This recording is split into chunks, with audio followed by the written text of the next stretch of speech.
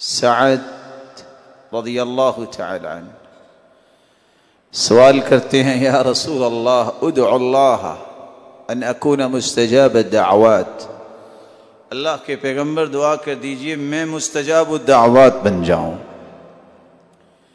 آپ نے دعا کی بجائے دوا بتا دی، آپ نے دعا کی بجائے دوا بتا دی۔ دعا کرتے تو ان کے لیے ہی کرتے، دوا دنیا کا ہر فرد یہ استعمال کر سکتا ہے۔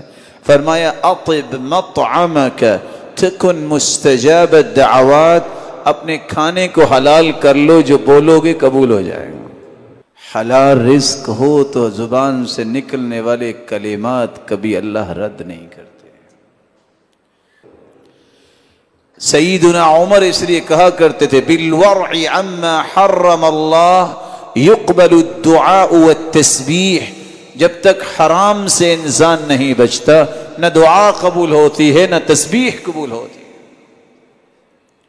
اور امام احمد بن حنبل فرمایا کرتے تھے اخلاق کی تعریف ہی یہ ہے طلب الحلال، حلال کو طلب کرنا، واجتناب المحارم، اور حرام سے اجتناب کرنا، والتوسعۃ علی العیال، گھر والوں پہ وسعت کرنا، یہی اخلاق ہے۔ صحابی نے سوال کیا تھا اللہ کے رسول دو تمنائیں میرے دل میں ہیں، کیسے پوری ہو سکتی ہیں؟ پوچھا کون سی تمنا ہے؟ کہا ایک دل چاہتا ہے کہ دنیا جہان میں سب سے بڑا عبادت گزار میں بن جاؤں۔ کہا بن سکتے ہو؟ آپ نے یہ نہیں فرمایا سجدے میں پڑ جاؤ، کھانا پینا نہیں ہے، اسی طرح موت آ جائے سب سے بڑے عبادت گزار ہوگے۔ فرمایا نہیں، اتق المحارم تکن اعبد الناس، حرام چیزوں سے بچ جاؤ، تجھ سے بڑا دنیا میں عبادت گزار ہو گئی۔ سرتاج رسول ایک اور تمنا ہے، میرا یہ بھی جی چاہتا ہے کہ میں دنیا میں سب سے بڑا امیر بن جاؤں۔ آپ نے یہ نہیں کہا اچھا میں دعا کرتا ہوں جہاں چلتے جاؤ گے سونا بنتا جائے گا۔ فرمایا وارض بما قسم اللہ لک تکن اغنى الناس، جو تیرے رب نے تجھے دے دیا اس پہ راضی ہو کے الحمدللہ کہہ دینا، تیرے جیسا امیر ہی کوئی نہیں، تیرے جیسا امیر ہی کوئی نہیں۔ رسول اللہ صلی اللہ علیہ وآلہ وسلم نے اس لیے فرمایا تھا کل جسد نبت من صحت فالنار اولا بہ۔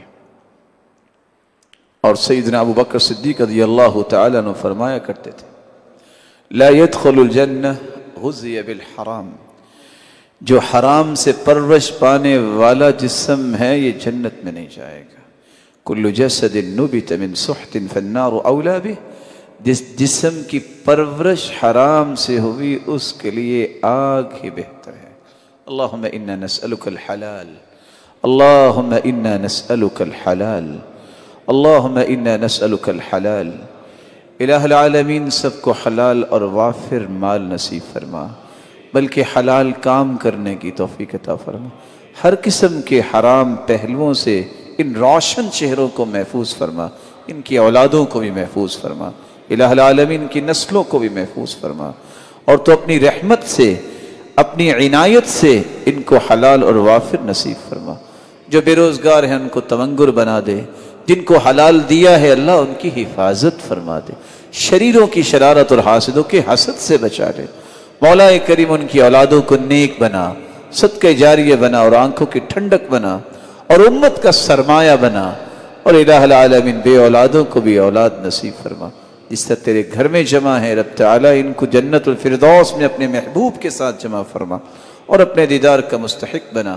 وآخر دعوانا الحمدللہ۔